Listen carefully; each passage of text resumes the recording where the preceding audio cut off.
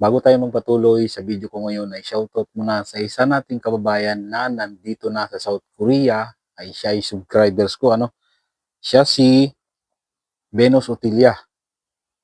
Nag-message siya sa akin kanina sa messenger ko. Sabi niya, "Hi sir, good morning po. Dito na po ako sir sa South Korea sa wakas. Lagi ako kuya nanonood sa mga videos mo, pa-shoutout po. Ako kuya sa new videos po. Salamat." At tinanong ko siya kung ilan sila sa company. 6 daw sila sa company at mababait yung mga kasama niyang Pinoy. Swerte mo kabayan. At siya ay sa Gimpo, dito sa South Korea. Malapit lang siya dito sa lugar namin. Siguro mga 30 minutes sa subway, simula Gimpo Airport hanggang dito sa amin, sa Guro.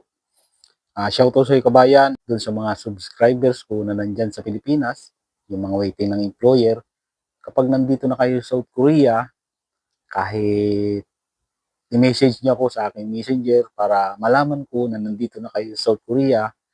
At syempre, magiging masaya ako dahil dati kayong nanonood sa aking YouTube channel, tapos nandito na kayo sa South Korea. Syempre, masaya ako doon dahil nandito na kayo sa South Korea at para sa akin, parang nagiging proud ako sa inyo at nagiging proud din ako sa akin kasi kahit papano ay nakakatulong yung mga video ko sa inyo, no? Kahit mag-message lang kayo sa messenger ko, kahit hindi na kayo makipagkita sa akin, okay lang yan. Kasi naiintindihan ko yan. Kasi pagdating dito, kumbaga may kanya-kanya tayong pinagkakaabalahan. At doon sa mga nagsasabi na gusto mo ipagkita sa akin, walang problema yan. Basta may time, magkita-kita tayo. Pero inulit ko, masaya na ako kahit hindi tayo magkita-kita dito, basta mag-message lang kayo sa akin, yung mga nandyan sa Pilipinas, pag nakarating na kayo dito sa South Korea, mag-message lang kayo sa akin, masaya na ako doon. At ang video natin ngayon ay nagbasa-basa ako ng mga comment sa aking YouTube channel at ito basahin natin yung ibang comment ng iba nating kababayan. Sa totoo lang Kuya Pinong, dapat tinatanggap ng mga Koreano yung may alam na sa warehousing, factory worker. Kaya karamihan marami nadidisgrasya kasi hindi nila alam yung mga safety instruction ng factory. Kaya may mga pedestrian lane sa loob ng factory kasi dun ka lang dapat pwede dumaan. May punto ito si kabayan. Dapat talaga, yung mga gustong mag-apply dito sa South Korea, yung mga hindi pa nakakaranas, magtrabaho sa mga pabrika sa Pilipinas, hanggat maaari, magtrabaho kayo para pagdating, magtrabaho kayo sa mga factory dyan sa Pilipinas para malaman ninyo yung mga rules, tapos para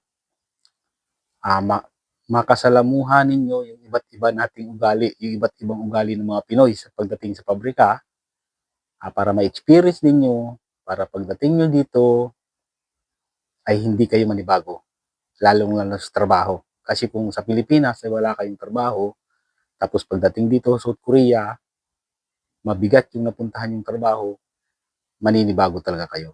Pero ito naman lang, kumbaga advice ko lang ito sa inyo, kasi ito rin yung laging sinasabi ng ibang mga subscribers ko. Advice lang ito sa inyo mga kabayan, Pero sa tingin ko naman, lahat naman siguro ng subscriber ko na nanonood sa akin dito sa YouTube channel, lalong-lalo ng mga waiting ng employer, ay may experience niyan sa trabaho. At lang naman, kumbaga advice lang talaga. Kasi para sa inyo din naman yan, para pagdating dito sa South Korea, hindi kayo manibago, dahil nga sa nangyayari na minsan maraming na-aksidente dito sa company, South Korea.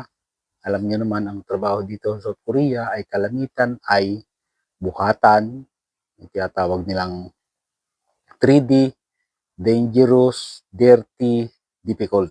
Pag napunta kayo sa ganyang klase ng trabaho, pag wala kayong trabaho sa Pilipinas at hindi pa nakaka-experience ng trabaho sa Pilipinas, maninibago kayo at maaaring ang mangyari ay umuwi na lang kayo sa Pilipinas. Ito pa yung isang comment.